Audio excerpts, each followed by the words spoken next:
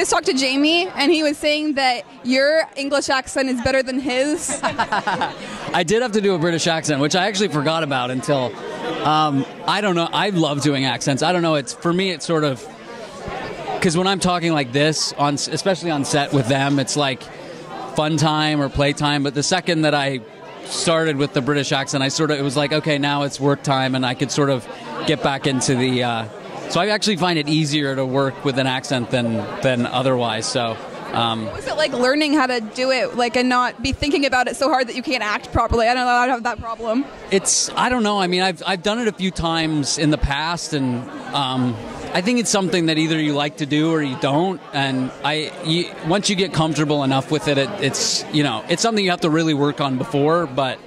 Yeah, it's not something you can or should be thinking about when you're actually on set. Otherwise, it's just you can get bogged down with, like, did that sound right? And, I'd rather have the accent be a tinge off in a scene than have the scene be a little bit off. So, but yeah, it's it all. I think it worked. I mean, if Jamie liked it, he's British, then I guess he's the best barometer for me. So, yeah. And what would you say was the most tiring scene to shoot or day you shot?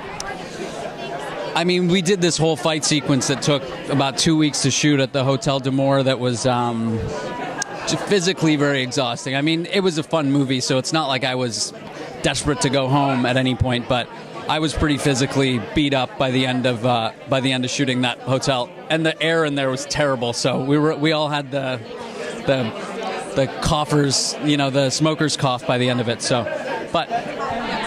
if you could be a shadow hunter or a downworlder, which would you choose? I mean, I've played a shadow hunter, so I think I'm definitely gonna go with that. It's a lot of fun. So I think that's a no-brainer for me. And what would be your favorite weapon on the movie? Any weapon?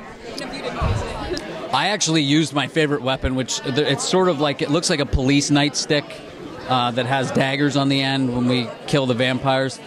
It's fun to flip around. It kind of looks cool, and I had them in my hands for a long time, so I kind of got used to flipping them around, and yeah, so that would be it. So, do you have any recurring on-set jokes? When you're really tired, you kind of everything just becomes kind of silly, and so we just had a lot of that. It was just sort of.